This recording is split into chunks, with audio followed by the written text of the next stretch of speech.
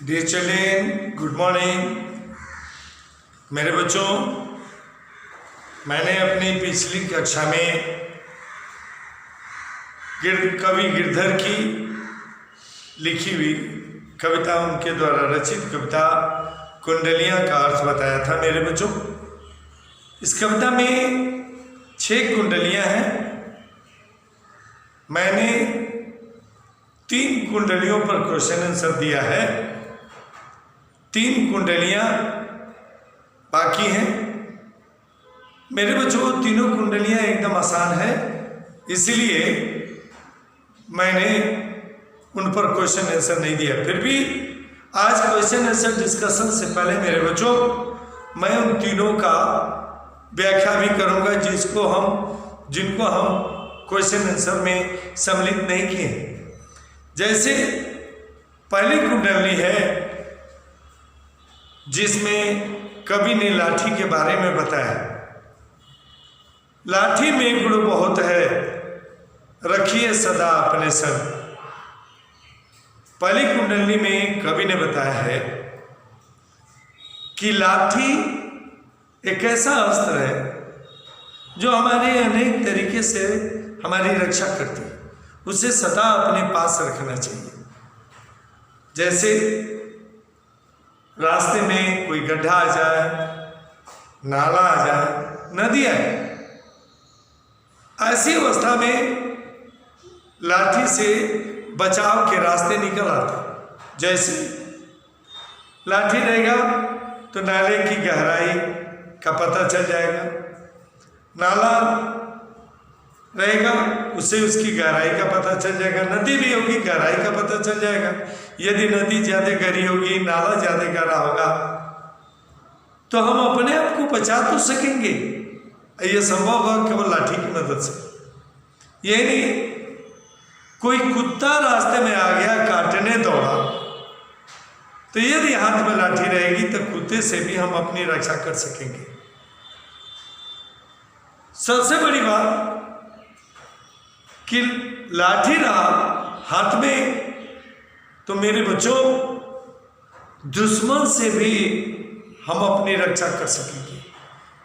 लाठी से हम दुश्मन को सही रास्ते पर ला सकेंगे। इसलिए गिरधर कवि ने कहा है कि हे रास्ते पर चलने वाले पथिक, जब आप अकेले हैं, आपके पास कुछ भी नहीं है, तो कम से कम हथियार के रूप में एक लाठी अवश्य रखिए, जो आपकी हर तरीके से आपकी रक्षा करेगी। यह है पहली कुंडली। दूसरी कुंडली में कवि ने कंबल के बारे में बताया। कमर, उसका स्टार्टिंग पंक्ति है, कमरी थोड़े दाम की बहुते आवे कम। कंबल, ब्लैंकेट, कवि ने बताया है कि कंबल बहुत सस्ता होता है और बहुत काम आता है, इसे सदा अपने पास रखना चाहिए। क्यों? इसके भी फायदे गिनाए कवि ने। जैसे गर्मी का मौसम है, कंबल को झाड़ कर बिछा दो, सो जाओ। सर्दी का मौसम है तो उसे झाड़ कर ओढ़ लो, सर्दी से अपनी रक्षा कर लो। आग लगी है, किसी को आग के घेरे से बाहर निकालना है, कंबल को पानी में भिगो कर ओढ़ लो, उस आदमी की रक्षा कर दो।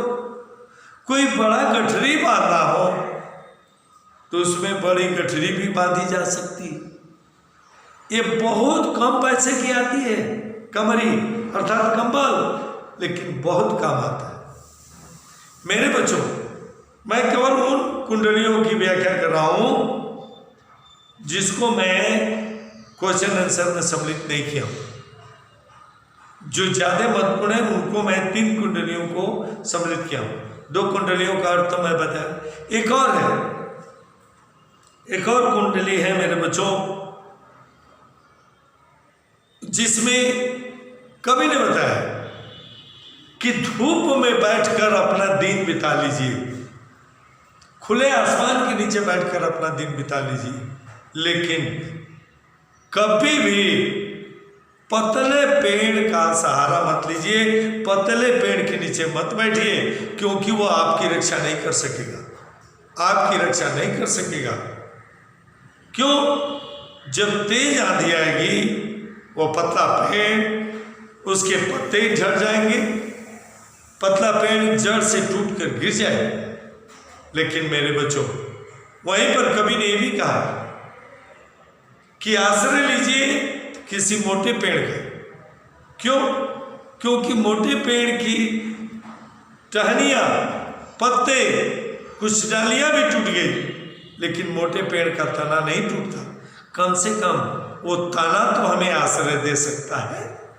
कहने का मतलब, जो कमजोर संकल्प वाले हैं, what is the meaning of it, जो कमजोर संकल्प वाले हैं, जिनका चरित्र मजबूत नहीं है, कभी भी उनका साथ नहीं करना चाहिए, दृढ़ संकल्प वाले का साथ करना चाहिए। क्योंकि एक बार वो निश्चय कर लेते हैं, अपने निश्चय पर दृढ़ बने रहते हैं, वे अडिग रहते हैं, विचलित नहीं होते। इसीलिए जैसे मोटे पेड़ का सहारा लेने से मोटा पेड़ सदा हमारी रक्षा कर सकता है, वैसे ही दृढ़ प्रतिज्ञा वाले के साथ रहने से वो सदा हमारी रक्षा करते हैं। ये तीसरा। अब हम आ रहे हैं, बाकी 3 कुंडलियां हैं जिन पर मैं क्वेश्चन आंसर दिया हूं, उनको एक एक करके अर्थ बताऊंगा और उन पर पूछे गए प्रश्नों का उत्तर भी दूंगा मेरे बच्चों। पहला कुंडली जिस पर मैं क्वेश्चन आंसर दिया, गुण के गाहक सहज नर, बिन गुण रहे न कोई। फिर से मैं बता रहा हूं, यह संसार केवल गुणवानों का सम्मान करता है, गुणहीनों का कोई सम्मान नहीं करता। संसार में आदर, सम्मान, इज्जत वही पाते हैं जिनमें कुछ अच्छे गुण होते हैं। उदाहरण दिया है, इस बात को साबित करने के लिए कवि ने कौवे और कोयल का उदाहरण दिया है। बताया है कि कौवा और कोयल दोनों एक ही रंग के हैं, काले हैं, आकार भी एक ही जैसा है, किंतु उन दोनों में, कौवा और कोयल में, सभी कोयल की इज्जत करते हैं, कौवे की कोई इज्जत नहीं करता। क्यों? इसलिए कि कोयल की आवाज मीठी होती है और कौवे की आवाज कर्कश होती है। कोयल की आवाज सबको अच्छी लगती है, कौवे की आवाज किसी को भी अच्छी नहीं लगती। ठीक वैसे ही जो गुणवान होता है उसके व्यवहार से सभी खुश होते हैं, इसलिए गुणवान की सभी इज्जत करते हैं। जो गुणहीन होते हैं उसके व्यवहार से कोई खुश नहीं होता, इसलिए उसकी कोई इज्जत भी नहीं करता। जैसे कौवे की इज्जत नहीं करते, कोयल की इज्जत करते। मेरे बच्चे, इस पर पहला प्रश्न है, सहज नर किसके ग्राहक हैं और गुण से कवि का क्या तात्पर्य है? सहज नर किसके ग्राहक हैं? सहज नर गुण मीन्स क्वालिटी, गुण के ग्राहक है, गुण के, क्वालिटी के, है ना। अब इसमें दूसरा प्रश्न, गुण से कवि का क्या तात्पर्य है? गुण से कवि का तात्पर्य ज्ञान से है, अच्छे व्यवहार से है, योग्यता से है। जिसमें अच्छे व्यवहार की क्षमता नहीं, जिसमें ज्ञान नहीं, जिसमें योग्यता नहीं, जो व्यवहार कुशल नहीं, वो गुणी नहीं है और वो इज्जत नहीं पा सकता। जो ज्ञानी है, योग्य है, व्यवहारिक है, वही गुणी है। और ऐसे ही व्यक्ति जिसकी आवाज मीठी है, व्यवहार मीठा है, इसी को हम गुणवान व्यक्ति कहते हैं और ऐसे गुणवान व्यक्ति की इज्जत सभी करते हैं। फिर से, सहज नर किसके ग्राहक है? सहज नर मीन्स साधारणतया लोग किसको पसंद करते हैं? साधारणतया लोग गुण को पसंद करते हैं। गुण से कवि का क्या तात्पर्य? गुण से कवि का तात्पर्य मानवीय गुणों से है, जिसमें अच्छा व्यवहार, मीठी वाणी, ज्ञान, योग्यता आदि आते हैं। जिनमें ज्ञान, योग्यता, मीठी वाणी और अच्छा व्यवहार होता है, वही गुणवान व्यक्ति कहलाता है।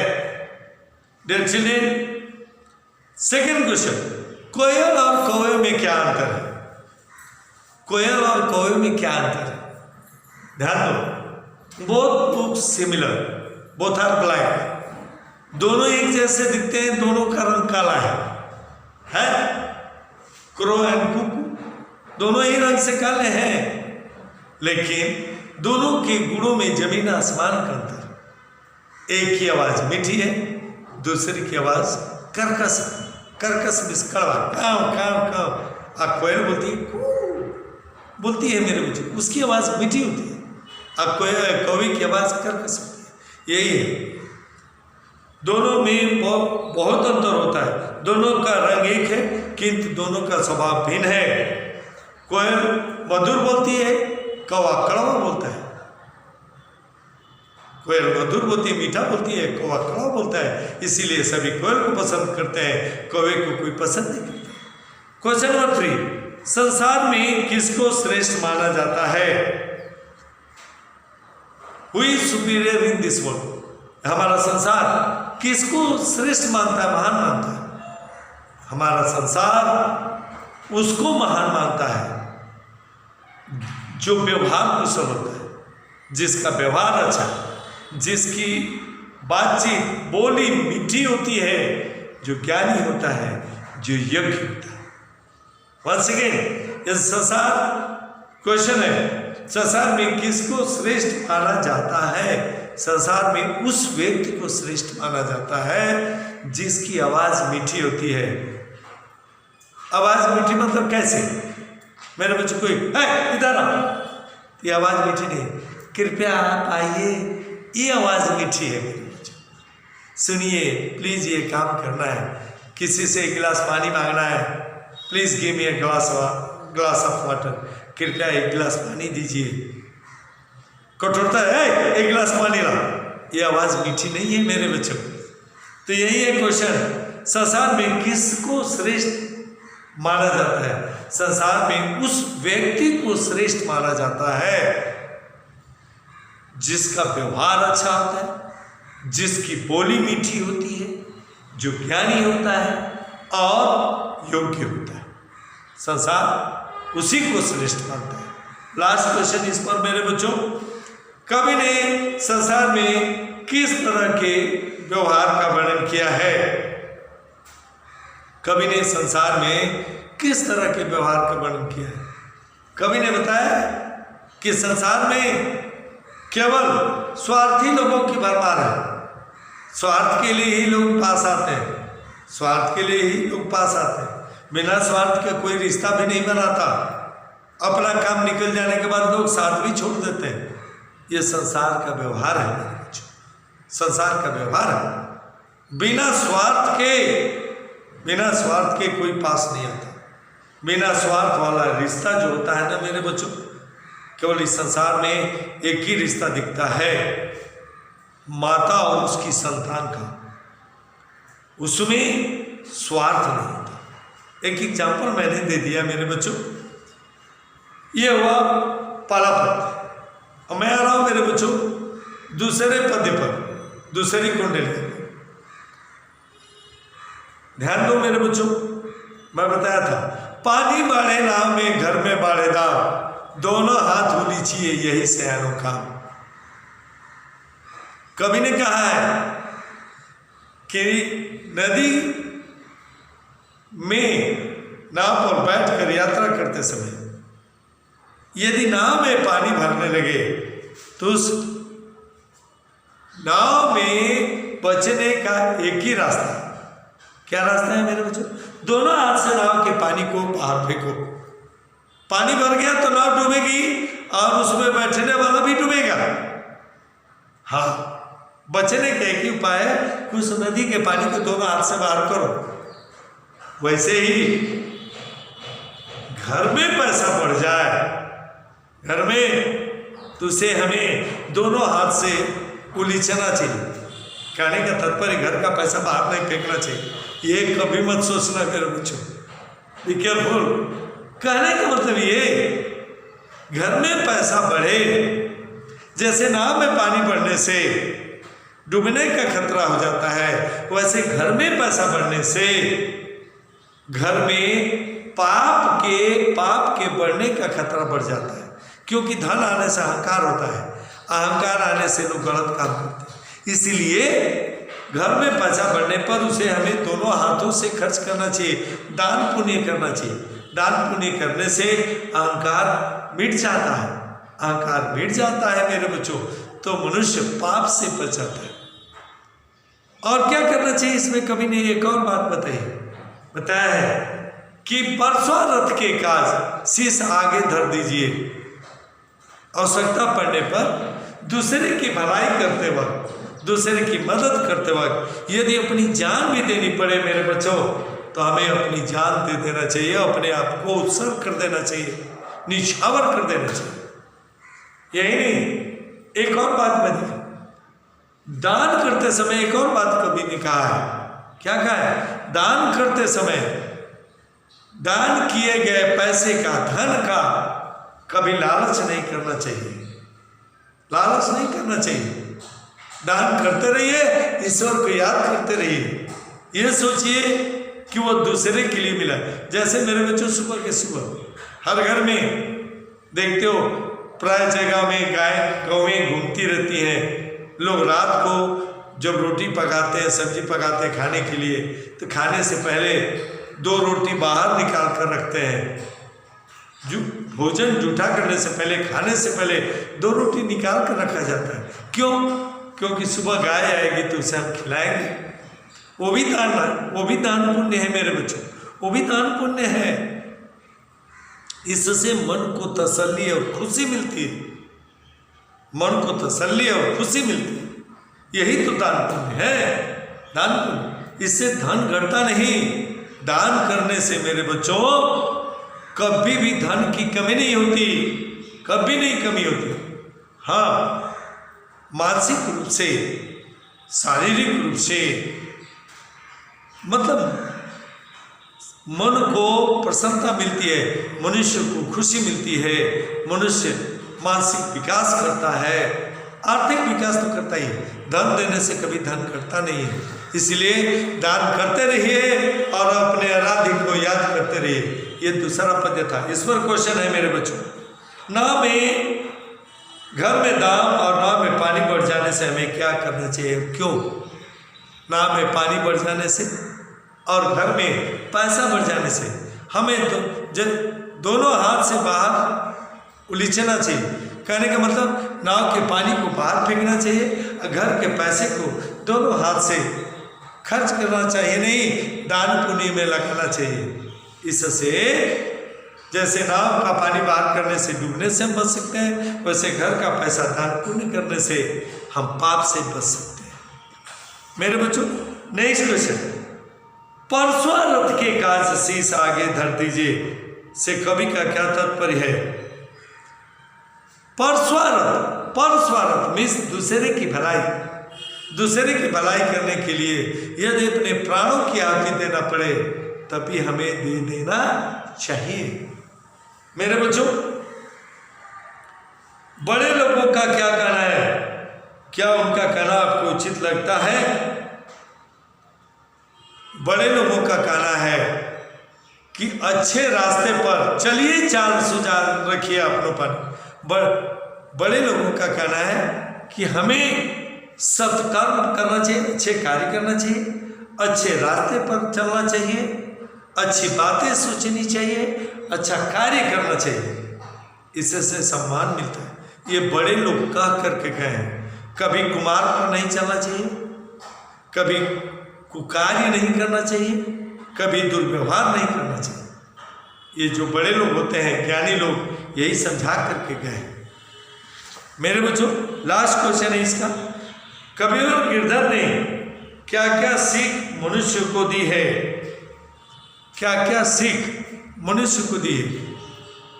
कवि गिरधर ने इस कुंडली में मनुष्य को बताया है कि मनुष्य को हमेशा दान पुण्य करना चाहिए। नंबर 1, दान पुण्य करना चाहिए। नंबर 2, परोपकार करना चाहिए। नंबर 3, परोपकार करते समय जान भी देनी पड़े तो हमें जान दे देनी चाहिए।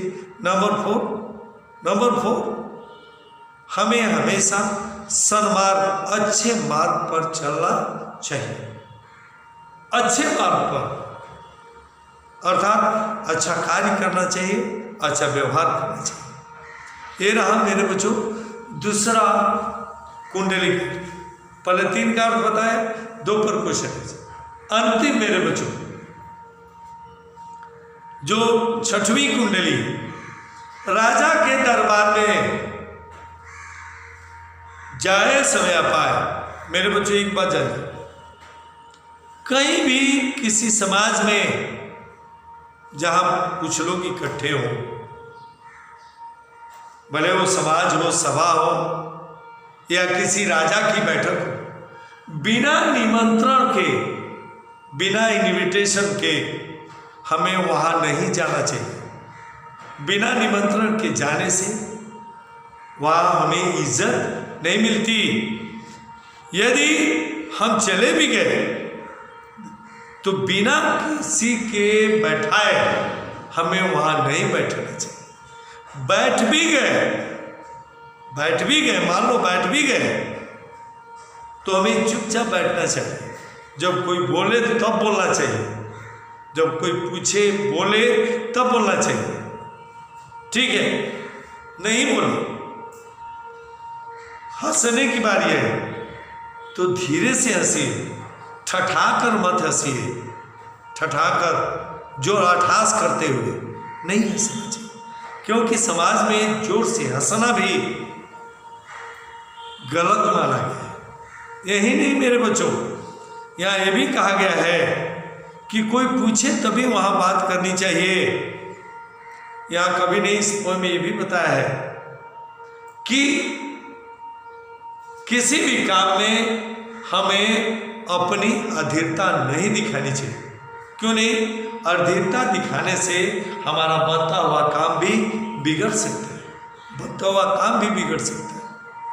इसलिए कि मैं जिस समय एक्सप्लेनेशन दिया था, बताया था मेरे बच्चों एक पोएम है ना, कागज धीरे होता है काहे होता रे, समय पाए तर फले के तो सींचे नहीं।